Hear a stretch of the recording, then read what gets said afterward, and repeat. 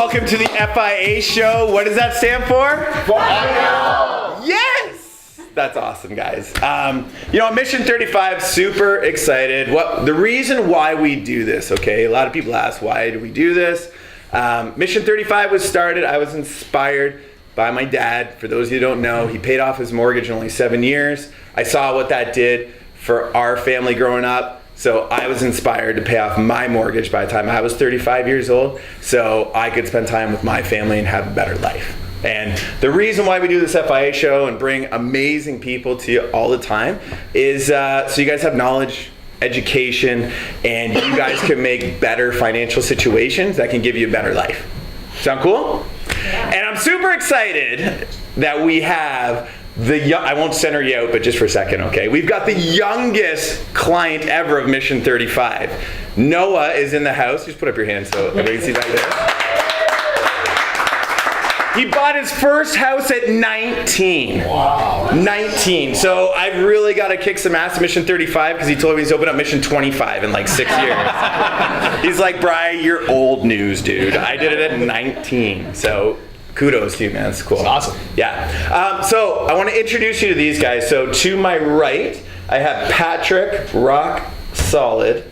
I almost touched your pecs there. I apologize. Patrick Rock. I like that you call them pecs. Yeah. Patrick Rock Solid Gulka. Okay. Home inspector extraordinaire. Amazing guy. And a real estate investor, and he been doing home inspections for 5 years. Yep. Probably one of the top Google-rated home inspectors that I've seen around as well too. I don't like to brag. I'm just a guy who likes inspecting people's houses. Yeah, that's okay. I'll brag for you. Okay? And just all around amazing guy. So give it up for Patrick. He is awesome. And then over here, this guy. What to say about this guy? What can you say? Long-time listener, first-time caller. No. I just like to say that. I wish I had a radio. Anyways.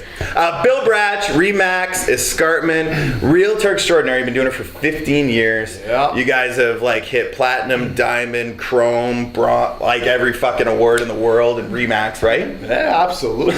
Right? Chairman, millionaire, billionaire club, whatever. I'll take this chair with me. Okay. But really, he has helped out so many families. It's not even worth counting. Over the 15 years, you have such tremendous repeat clientele. I'm honored to be able to work with you because the clients that come back, it's not even a question because you do so many good things for them.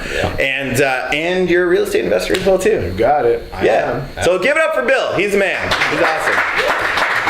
So what we want to talk about today is we're going to start out talking about home inspection. So I always like to get, graphic and dirty. Well, that might be a bad thing to say. I always say the wrong thing on this shit. Anyways, tell me the worst thing you've seen in a home inspection before, and that's the absolute most terrible thing. I don't know if it's the most terrible, but recently I had one of the inspections, and I have to go into the worst places of the house. I have to go into the crawl spaces. I have to go into the attics. I have to go into the places you don't want to go, and that's a big part of what you pay me for. It's not too long ago, I go to poke my ladder up into the attic space, and everybody always asks me, Pat, you kind of poke your ladder through the attic and then you stop. Why do you stop? I said, well, to be honest with you, if something's going to growl at me, hiss at me, I want to be down and below when it happens. So in this case, I start to hear some nice little scurries around up there. I go, oh no. There's no way this is a cupcake. This is not going to be a good thing. I get up there, and there's nothing worse than being in an attic and seeing the eyes looking back at you. So I've seen that horror movie. There's a person up there? Just kidding. Close. So lo and behold, nice little mama raccoon, and she was a little bit less than impressed that I was there. So the worst part of the story was the cubs were to the left and to the right of her, and they're all growling at me now, about 10 feet away. And of course, here I am, little Italian boy sticking his head through the attic hatch, so I just look like a nice tasty meatball sitting there waiting for the feed. As I take the picture to show everybody that, hey, there's a raccoon up here, the one that I didn't know was behind my head started growling. Awesome. So I got the hell out of there about as fast as I could. So that was my worst experience recently. That's fair, and I think that's probably a good reason why you don't do home inspections. That's fair. That's it. That's all for you, Pat. Gee, thanks. What would you say, Bill? Have you had any bad experience with home inspections or things like that before? Let's see. Thinking back, I don't think I have. And I'll tell you why. Because we find the perfect property for all our buyers. Of course! You know what? That is. Okay, well, we're yeah, okay. All right. Anyways, that is actually amazing. That's cool. You know what? Let's talk about, because I'm sure a lot of conversations we get. Can we renegotiate after a home inspection? Okay. What are your thoughts on that? Renegotiate after a home inspection. Buyers probably ask it all the time. I guess where we always start is when we start working with a buyer, we kind of educate them. Yeah. And we'll tell them, when we find you a house, we're going to do that home inspection. And we don't use the home inspection as a tool to renegotiate. But what it's meant for is to find out if there's any deficiencies in the property. Right. And if there's minor things, couple $100 here, there, all around, they're usually typically the buyer's responsibility. Gotcha. And if there's something major that we find in the home inspection, crack in the foundation, something's leaking, or wiring's messed up, furnace is broken, then we say, you know what, we do have the right to go back to the seller, tell them what we found out, and then let's see what they say. Let's start the conversation. Right. Yeah. Gotcha.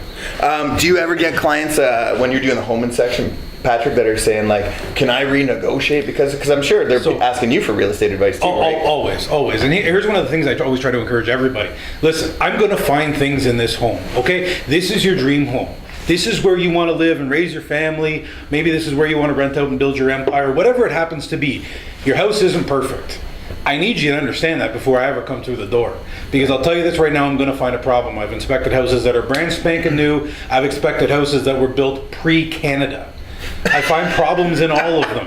This is a big part of this. So that's old. That is cool. I don't know how old Canada is, but that's old. You don't? I'm just kidding. Of course. So the concept is, because I'm going to find problems in all these houses, my job isn't to pass or fail the house. It's nothing to do with that. I'm supposed to educate you. I want to educate you on what this house is all about. Now, say for example, I find $5,000 worth of work you have to do.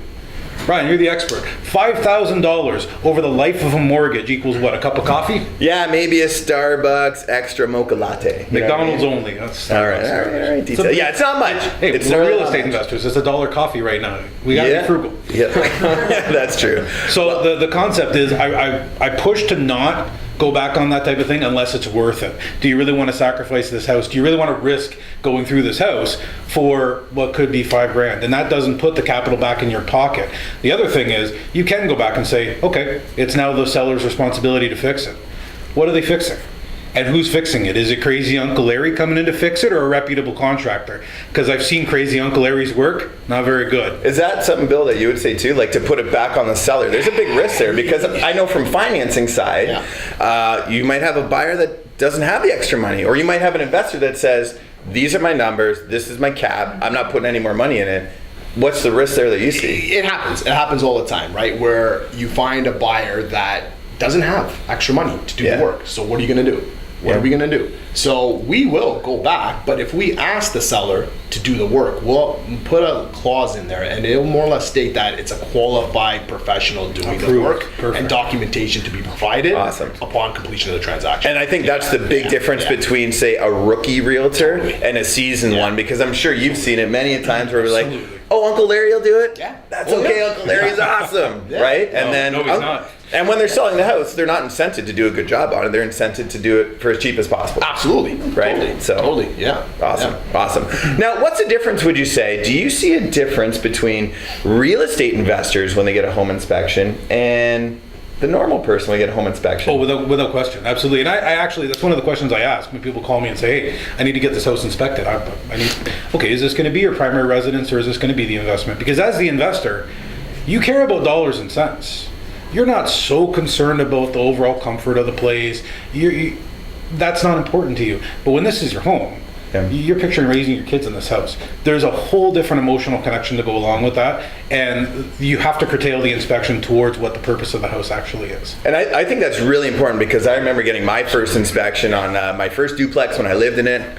And I remember, I didn't know you back then, right? But this guy scared the shit out of me. I remember, like, by the end of it, I was like depressed, thinking, oh my God. By the end of it, we ended on my deck, and he tore apart everything, and he said, Ann, you should put another coat of stain on that deck. I was like, Jesus Christ, like you're tearing this place apart. You know, you're making a good point. Half the battle of a home inspector is the approach. The knowledge itself is very important. Being knowledgeable about homes is important. How can I best deliver you the information so that you understand it, you understand the gravity of it, you understand the cost? My job isn't just to give you the problem. I also got to give you the solution too. Who can I provide you with?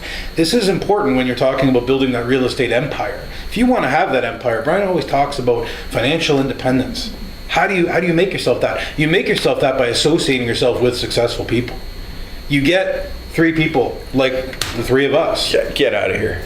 Believe it or not. Believe it or not. It's almost like this was set up. Yeah, I know.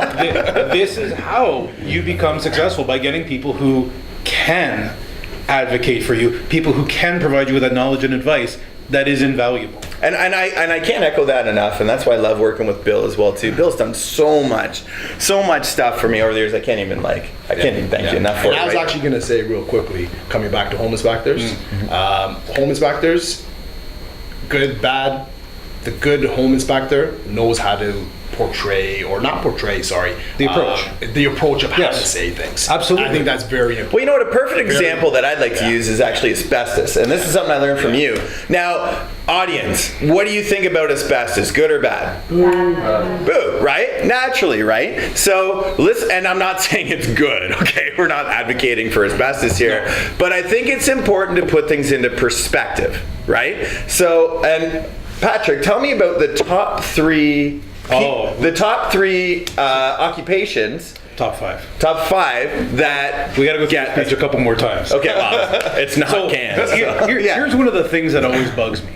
People are willing to go through and replace a light in their home. What do you use to do that? It's electrical. Electrical is one of the more efficient ways to kill you.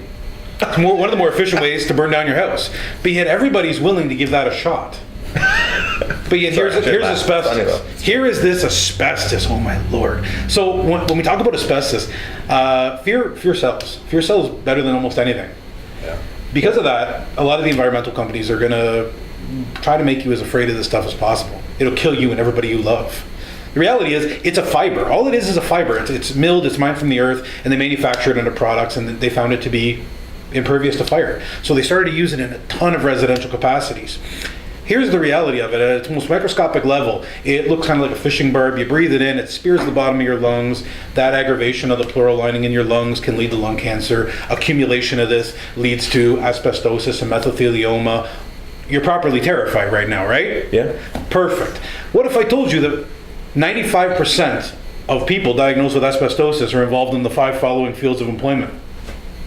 The mining, milling, manufacturing, application, or removal of, say it with me, Asbestos! What about home inspections?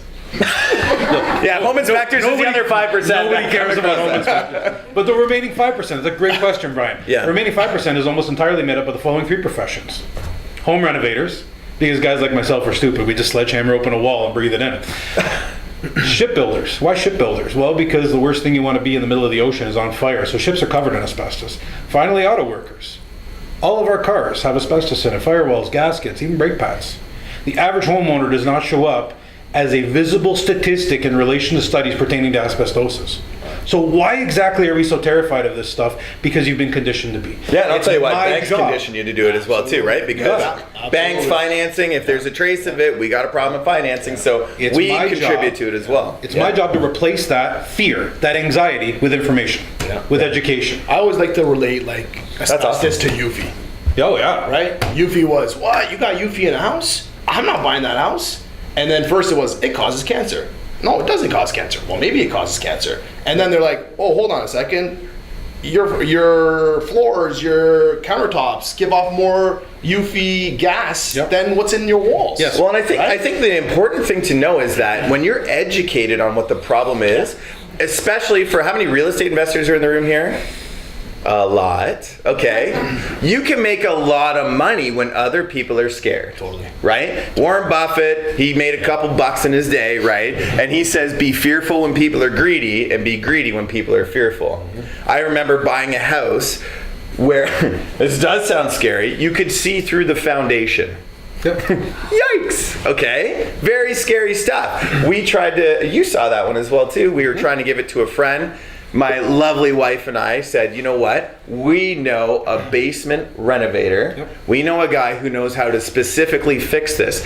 Guess now, like you look and you see it through the foundation. Are you scared shitless of that? You're thinking, it's probably not a good buy, guys. Let's walk away. Guess how much it costs us to fix it? I know. Okay. What it was. Anybody want to wager a guess? $500. Oh, I wish. Okay, a little bit more than that, right? $5,000. Yeah.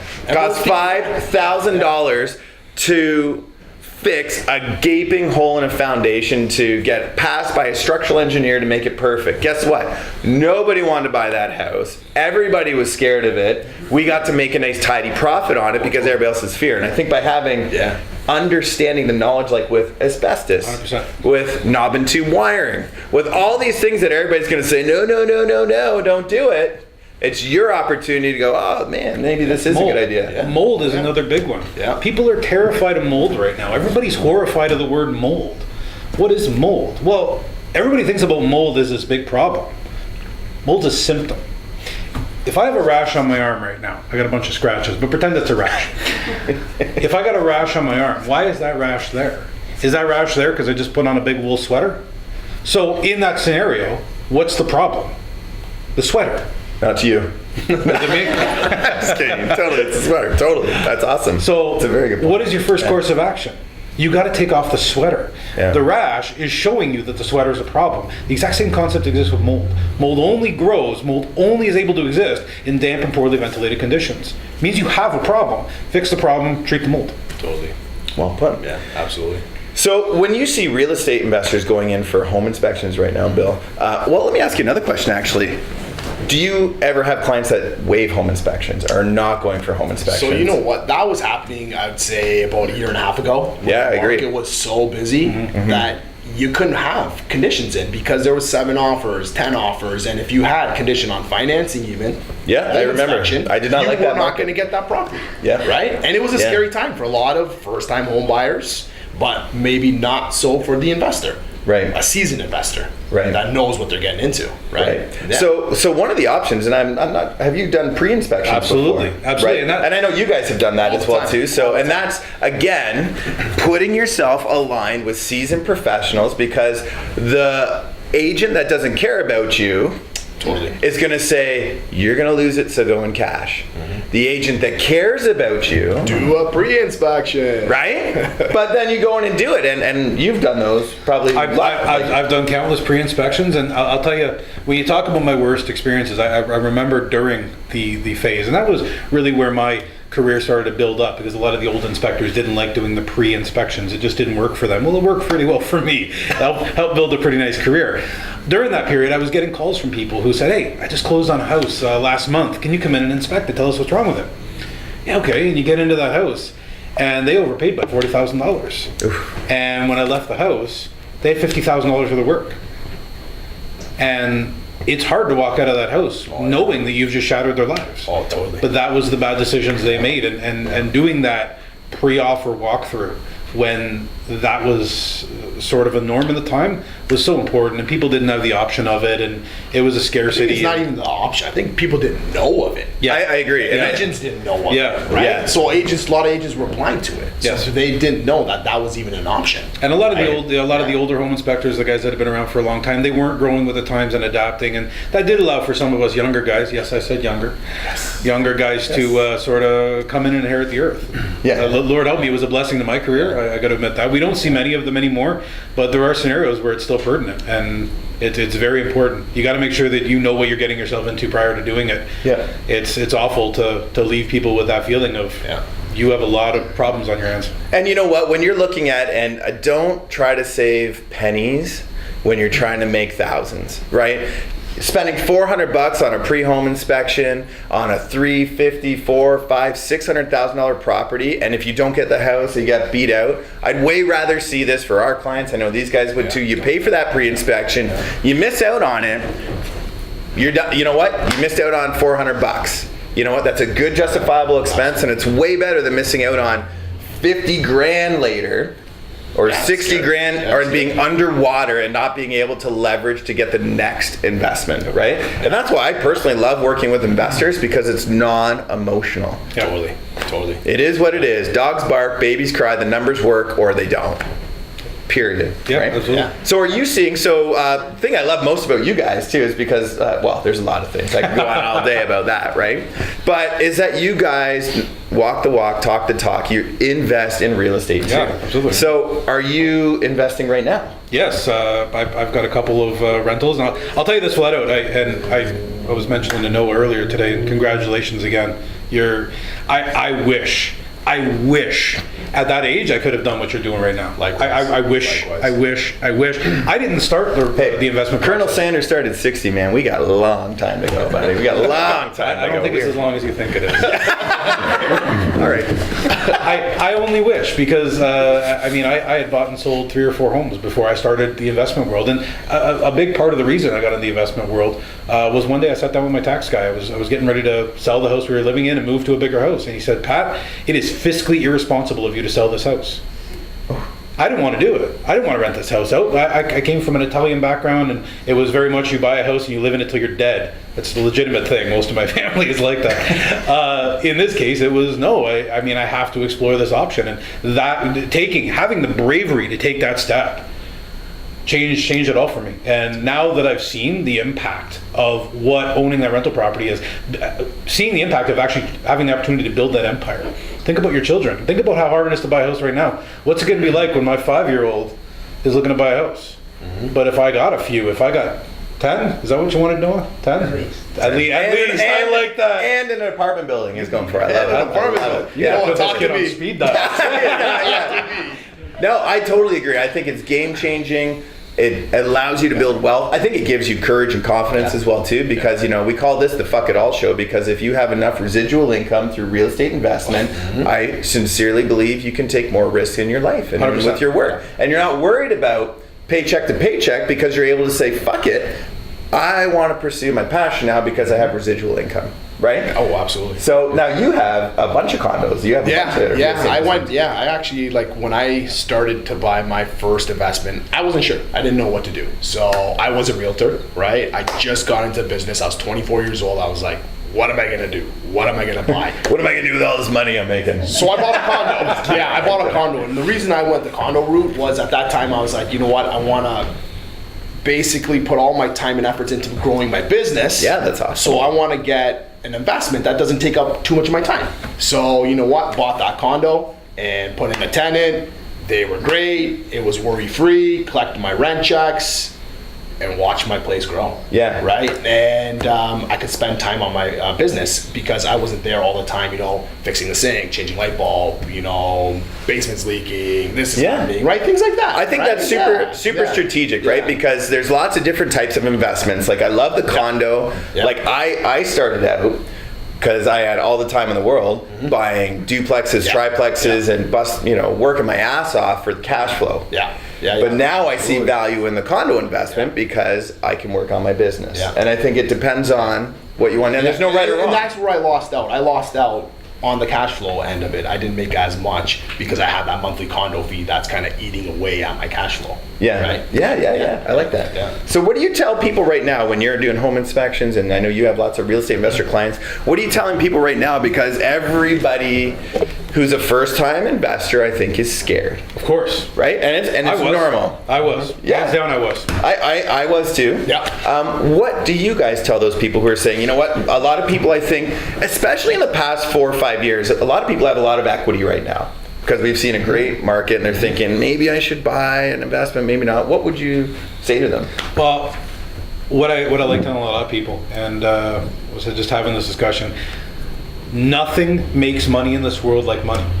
And you talked about workable money earlier today. I don't think we were on camera at the time. Oh, yeah, we were talking about working money. Working capital. And you know what? One of the great things about working capital is it's there. It's great. Equity is wonderful. But that equity has the ability to push you further and further and further. A great statistic I've heard of a bunch of times. The average renter has a net worth of $5,200.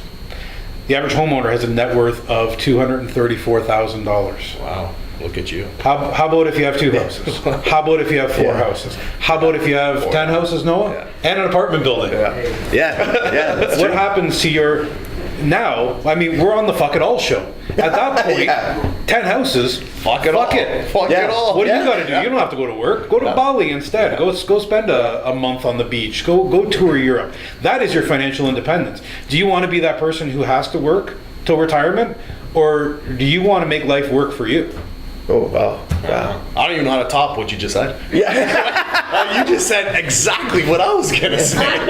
Say it again, but better. Yeah. You know what? No, I agree with everything that you said. 100%, totally agree. Align yourself with great people. Get a great realtor. Get a great home inspector. Get a great mortgage broker. Get pre-approved. Get out there, jump in, and just buy that investment property. Yeah, I agree. Don't think about it. I repeat this line all the time. The owner of Mattamy Homes said, I've never seen homes as expensive as they are right now. He's like 65 years old. And he said, I've been saying that since I was a teenager. Totally. Yeah. Totally. Absolutely. Things get up in price. Things go, make a move now. I totally 100% agree. Yeah. So, guys, I just want to say a great big thank you so much for coming out. If you reach under your chair, I've got a gift for you. No, I don't. I didn't think so. Yeah, I wish I did. It's keys! It's a new car! Oh, it's a new investment property. Yeah, it's like one of those. Anyways, you know what? You know what's under there and above and all around you is my love and gratitude for you guys. Because Thanks for honestly, having us. I love to be able to associate myself with wonderful people, and I sincerely appreciate all that you do, Patrick. Thank you. And Bill, you are for one of the having most us. loyal real estate agents that I've ever met in my entire life. And if anybody is looking for someone that'll do the right thing, even work for free, Sometimes. Not, oh shit, did I say that out loud? Sorry. You're like, but what I mean is none of these guys works for the money. They work for the vision and the passion. They work for your dream. And that's what we do at Mission 35 too. And that's why this works so well. So thank you guys. Stay tuned for next month where we're going to have another amazing show on another amazing topics. And I've run out of acronyms. So make this a fabulous day. Thanks guys.